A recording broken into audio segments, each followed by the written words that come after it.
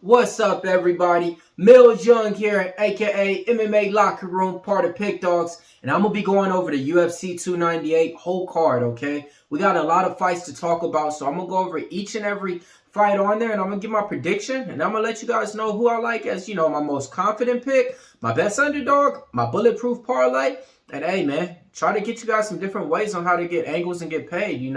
I will tell you guys this, man. This card right here. It's one of the better cards, I think, all the way from bottom to top. What I mean is, sometimes when you have the early prelims, you have fights that you really don't want to see and really don't want to bet on. This isn't one of them.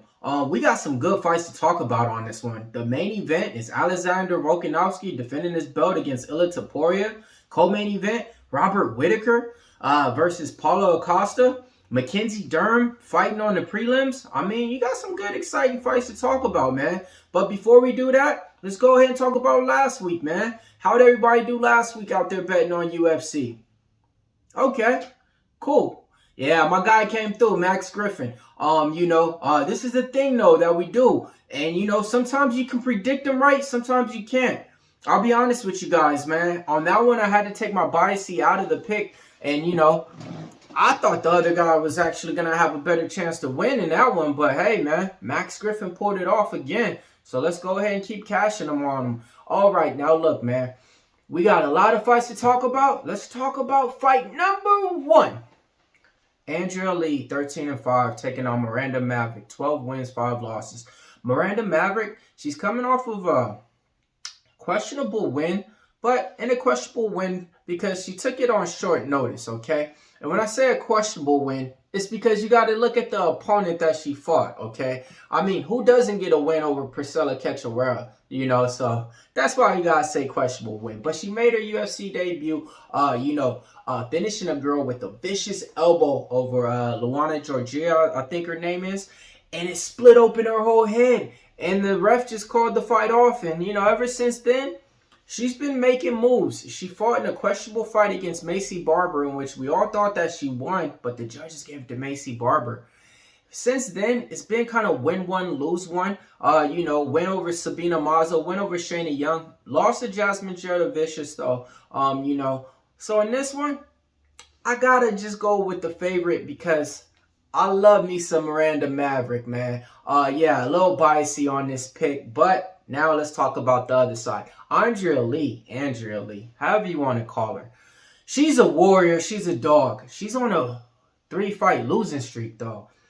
She lost to Maycee Barber, same opponent that Miranda Maverick lost to. But the difference was this. I was at that fight. She didn't lose. She won the fight, and the judges gave it to the other opponent, Maycee Barber. Okay. It's one of these things to where both of these fighters trained together before. I interviewed Miranda Maverick. She said that, she's trained with Andrea Lee before. Andrea Lee, though, if she mixes in the takedowns in this fight and strikes back looking to finish Miranda Maverick and not strike back just to, touch, she could be a live underdog in here. I got to make a case for both fighters on this one. Why? Because I'm a big Miranda Maverick fan, as you can see. She got the picture up there, autograph sent to me. One of my first, big interviews over here for the UFC fighters. But I got to make a case for Andrea Lee, too. Because she's a talented fighter. And the fight resume and fight IQ on her, you can't take it lightly.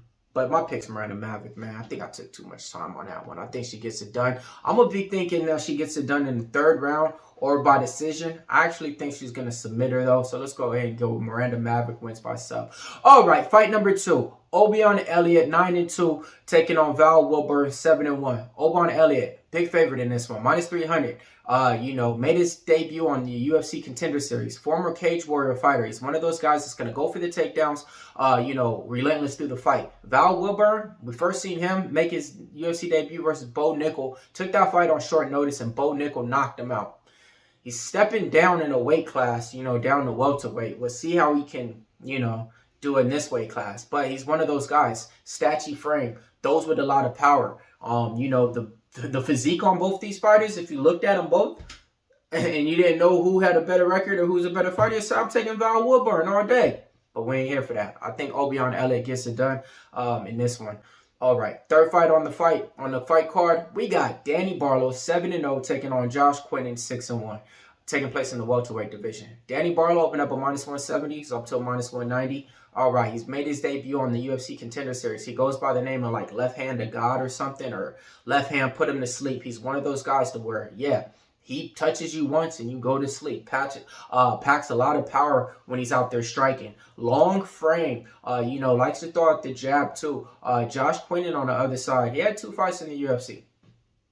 One was against Josh Quinton. What was the guy's name? I forget, man. But it's a guy that, everybody didn't beat up. And he did what he was supposed to do. Knocked him out. Then after that, he came back against Trey Waters in a fight that Trey Waters took on short notice. Long, tall, rangy frame fighter from LFA. And Trey Waters won. I had Josh Quinton in that one. He was going for some takedowns earlier on, but he couldn't keep it up all the way out through the fight. Been popped for steroids once or 2 times in his career. I think Danny Barlo gets this one done in here. But if Josh Quinton uses the wrestling in here and, puts together a game plan like that and doesn't get knocked out within 15 minutes, I mean, he has paths to win too, just by using the wrestling though. But in this one, I think Danny Barlo gets it done. All right, 4th fight on the card. All right, we got a banger. Ming Yang, 16 wins, 6 losses, taking on Brendon Robero, 15 wins, 5 losses. Ming Yang, I'm gonna be honest with you guys, man. I don't know nothing about him. Nothing about him. Okay, this is what I do know though. He was fighting on the local scene out there from where he's from. I want to say it's China, right? And he was fighting frauds, bums. That's the story. That's it. I'm sticking to it. He's a -130 favorite, by the way. Brendon Robero, know about him? How though? He was fighting my guy on the Lopes on the Contender Series, and Lopes was a big favorite. I'm talking about -500 or -400. I had a play on Lopes to win inside the distance. Guess what happened? Didn't happen. He got knocked out by Robero, man. So he's been on my radar since then. He was a live underdog in that spot. He's underdog in this one. I don't know what the bookmakers are thinking in this one. He should be the favorite in this one. He should be like a -140 favorite. Give me Brendon Robero to win. And I love the fight not to go to round 3 in this one. But, I'm calling it right now. Robero by KO, round 1 or round 2. He gets it done real early on the job. All right, next fight on the card. Not going to take a lot of time on it. Why? Yes, see why. Renan Nakamura, 8-0, taking on Vera, 11-3. Renan Nakamura, betting odds, 1,100. He's a -1,100. He has like 1 or 2 fights in the UFC. Fought Fernie Garcia, was supposed to finish him, he couldn't. In this one, though, I got a play for y'all. He's going to win inside the distance. But how? That's how he got predicted. I'm going to go with KO. But, he's more liable to do it by sub. But I can see him just getting on top of him, ground and pound, taking him out the game. I got Nakamura to win inside the distance in that one. Oh, I'm sorry. Vera. Let me give him his respect. Not his respect, but his mention. Seen him on The Ultimate Fighter. He was on there. Didn't do anything. Came into the UFC on a short notice fight against somebody. I don't even remember that fight. In other words, he's just here to get fed to the Sharks, fed to the Wolves. Y'all remember wrestling back in the day? They always had a main character. Then they have somebody else that just come in. He's already standing inside the ring, and he's just supposed to lose and make the other guy look good. Like, they don't even got a name for him and stuff. That's what that is right there, okay? All right, next fight on the card. But before we do that, I need everybody out there to smash that like button for me. And if you guys like this type of content, go ahead and see what I got going on the site for Pick Dawgz, okay? I got a lot of picks already up there, locked and loaded. And I'm gonna be tackling this MMA card in 1,000 different ways because it's out here in my backyard in California and Anaheim. So we're about to get paid, folks. So see what we got going on the Pick Dawgz site. Check out my premium plans. And, besides that, let's see what you guys are betting on. So let me know your best bets so far on the card. Hey, you guys agree with my first 5 picks? Let me know. All right, keep it going. All right, next fight on the card. We got some big boys. Marcus Rogerio de Lima, 21 wins, 9 losses. 1 draw, taking on Justin Tafa, 7 wins, 3 losses. De Lima's a -130 on the books. Okay, his last fight out, he fought Derek Lewis. He got knocked out, man. He was a -170 favorite in there, and Derek Lewis came out and hit him with like a flying knee. It was crazy. We all had Marcus de Lima to win that fight, and it didn't happen. Point blank, period. That's it. All right, Justin Tafa, he was been out there knocking people out his last couple of times out fighting, you know. He's one of those guys to where the first round, he's out there to throw everything that he can. Why? Because in that second and third round, he ain't never been seen, you know. He ain't never around in the second or third round. He's a big boy and a big guy. You know, he knocked out Austin Lane real quick in round 1. Knocked out Parker Porter in round 1. Knocked out Harry Hunsucker in round 1. Knocked out Juan Adams in round 1. Do y'all see the trend here? I mean, look, man, if you're betting Justin Tafa, bet him to win by knockout in what round? 1. That's it. All right, cool. And I was thinking, DeLima got way more ways to win. If he mixes in the wrestling and the grappling, man, he can make this a lot easier fight, right? But will he? He's an older guy, and he's not just a guy that's the smartest. His fight IQ ain't there. His finishability ain't there. And I seen him tap and give up in fights to where after I seen him do it, it was just way too quick. And I was like, he don't even want to be here. So my thing is this. If he gets hit, I think he's going out. If Justin Tafa goes to the second round, it's all DeLima's fight. I was thinking that DeLima's not bad at a minus 130. Now that I rethink my thoughts, man, and just going off of it, Justin Tafa got a little brother that's in the UFC right now. I think he's like 2-0 or 1-1. I don't think he want to be the big brother that get the loss like this and go out. So I think he's going to go ahead and keep the trend going and win in round 1 by KO. All right. I played him against Austin Lane to win in round 1. He did it. Played him against Parker Porter. He did it. I think I'm playing Justin Tafa winning round 1 by KO. Let's keep it going, man. All right. Next fight on the card. This fight got thrown together on short notice. Amanda Lemos, 13 wins, 3 losses, 1 draw. Taking on Mackenzie Dern, 13 wins, 4 losses. Okay, Amanda Lemos is supposed to be fighting Tatiana Suarez. And Tatiana Suarez had to pull out. You know, for some reason, we don't know. I'm so mad. Big Tatiana Suarez fan over here. You know, it was one of the times to where we're about to see her in back-to-back, you know, fights. It seems like whenever she gets a fight, something happens on the next time. We don't see her till like 2 years later. Whatever. We ain't here for it. Amanda Lemos, though, she opened up a big favorite. A minus 220. Minus 220. Now she's down to a minus 130. What does that tell y'all? Money's coming in on the dog, Mackenzie Dern. But look, Amanda Lemos, okay? This is the thing. Her last fight out, she was fighting against the champ, Weili Zhang, okay? She got dominated, okay? As she should.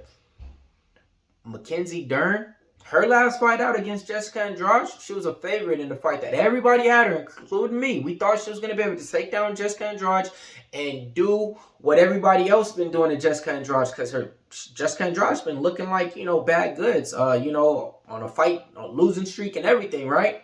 No, not the case.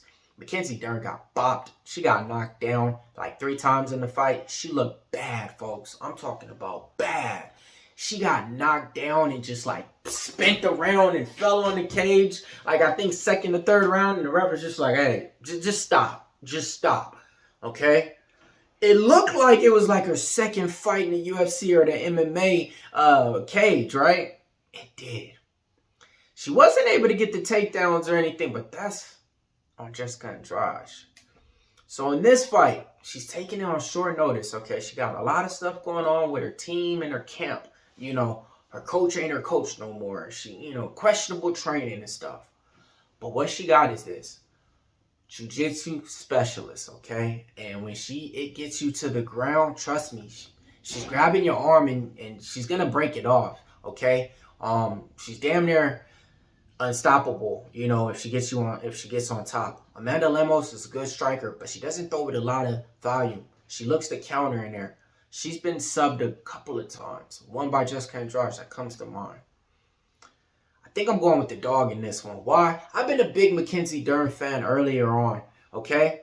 But I know when to bet her and when to bet against her. Or maybe I don't, though, because look, hear it out.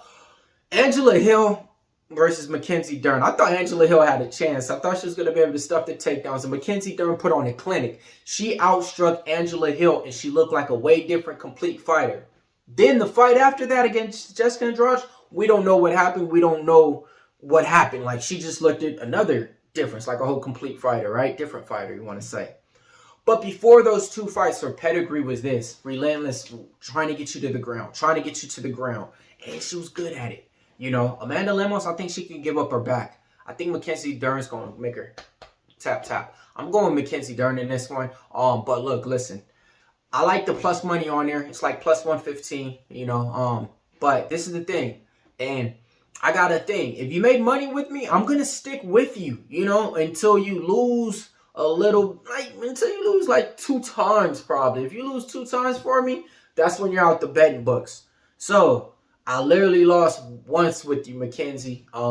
And I think you're going to bring it home. She's fighting in the backyard, man. She trains right out of here in Huntington Beach, or Orange County, Long Beach, you know. So it's not going to be her traveling or anything like that, man. So I think she can get it done in this one. Even if it goes to the scorecards and decision. She's been working on her striking. And I think that, you know, she can do enough. Clinch her up against the cage and even win by decision. So let's go ahead, Mackenzie. Next fight, kicking off the main card. Anthony Hernandez, 11 wins, 2 losses, taking on Roman Kopylov, 12 wins, 2 losses. Anthony Hernandez, big favorite. Minus 220 on there. Like the guy. Interviewed him. He's one of those guys to where I think he has like an 85% finish ability. Finishes a lot of his opponents. Roman Kopylov, good at attacking the body. A vicious striker. These guys were supposed to fight a while back. And it didn't happen. You know, some fight got canceled. Fluffy fought somebody else. Fluffy was supposed to be fighting somebody else on this card named Ikram. He pulled out, and they pulled this fight back together. So what's that mean? The UFC wants to see it from both sides, okay? Kopylov, all right, he's a live striker, okay? Yes, everybody's been saying, if you go to the body, Hernandez been hit. Yeah, I remember when he got hit and knocked out by Kevin Holland. We talked about that. This is the difference, though. His body wasn't the same then, and it ain't the same now. He's one of those guys that pushes a relentless pace, a mini Cain Velasquez, if you ask me. I like Anthony Hernandez in here. I think he gets it done inside the distance.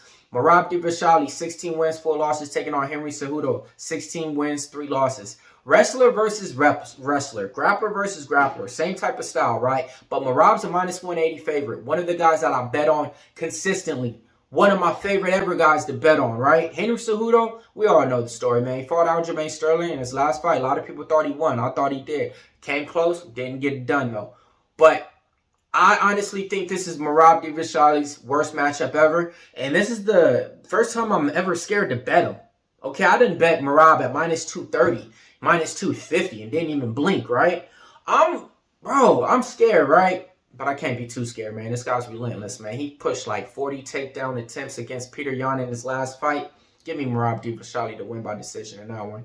All right, next fight. Ian Machado Gary. Man, why do you have to do that? Change his name to Machado because he got married. Crazy, right? Opens up a minus 220 favorite up to a minus 260. Facing Jeff Neal, 15 wins, 5 losses. Ian Gary's undefeated, 13-0, man. Really like this guy. Big fan of him, man. I've been standing with him ever since he came out. I'm going to be standing with him now. Jeff Neal, I know a lot about him. He fought Kevin Holland on the local scene, you know, so I knew about him ever since then before he came to the Contenders, okay? All right. These guys were supposed to fight too. And Jeff Neal had to pull out because of some injury or some health things. A lot of beef, a lot of drama in here, right, going on. You guys can read between the storylines in here. Ian Machado Gary wore a t-shirt of Jeff Neal when he got arrested and, you know, had everybody laughing at him saying, look at your mugshot, whatever. A lot of people in the world hate Ian Gary. You can do what you want, say what you want. I'm a fan of his fighting style. I think Ian Gary wins in this one. I think he wins by decision in this one. Cut the price tag from that big price tag. Get it down to like a minus 130 for you or minus 120. Next fight, co-main event. Robert Whitaker, 24 wins, 7 losses, taking on Paulo Acosta, 14 wins, 2 losses. Robert Whitaker is a minus 220 favorite in here. You know, he has that karate-type stance. Paulo Acosta is one of those guys to where he's throwing everything out there, man. But he hasn't been looking good in his last couple of fights out. Even though he has a win over Luke Rockhold, that ain't nothing to hold your head over. He's bringing back some more energy that the people want to see. And what's that? The secret juice. He has the secret juice. Look it up. All right. His last time fighting in Anaheim, put on a war. I was there against Yoel Romero. They were going back and forth, back and forth. He's undefeated in Anaheim. That's that storyline. I'm going to be honest. I think the price tag's off. I think the line's off. I think Paulo Acosta has a way more chance to win. But I got to go with Robert Whitaker. I think he wins by 3rd round or decision in this one. I think he's just going to pepper everything up out there. Use the jab when he wants to. Use the kicks. You know, he could even mix in his takedowns from back in the day too, okay? Main event time. Ain't going to waste your time. Elliott Topuria, 14-0, taking on the champ. Alexander Volkanovski, 26 wins, 3 losses. Alexander Volkanovski is defending his belt, right? but he's defending against one of the guys that I think is one of the best in the division besides Volk and a few other fighters, okay? This guy's vicious on there, man. I seen him fight live against Bryce Mitchell, had him in there. He choked him out in the second round. The striking on him is there. He's complete. Fight IQ, give him an A. Fight resume, gotta go with a C. Finish ability, give him an A. Cardio, I give him a B. Wrestling, I give him a B. Okay, Alexander Volkanovski, A+, A+, A+, A+. Nothing more to say, right? Dog money on Elliott Topuria. He's a +110 underdog. Alexander Volkanovski's a -110, -115. Look, I'm going to tell y'all both ways. It's like this. If you're getting Alexander Volkanovski at these low price tags, and if you guys are Volk fans, you might as well do it because this will be the lowest you ever get in your life. It's like when Khabib fought Conor McGregor. Khabib was like a -150 favorite. Elliott Topuria on the other side, same thing. This is going to be the lowest price tag and the only time you'll ever get him as an underdog. So, me, I'm sticking with my guy. Elliott Topuria has been one of my favorite fighters ever since he came out. I'm going with Elliott Topuria in this one, man. Yeah. Now, look, if you want to see what I'm betting on, my best bets, head on over to the site, Pick Dawgz. Millz Young.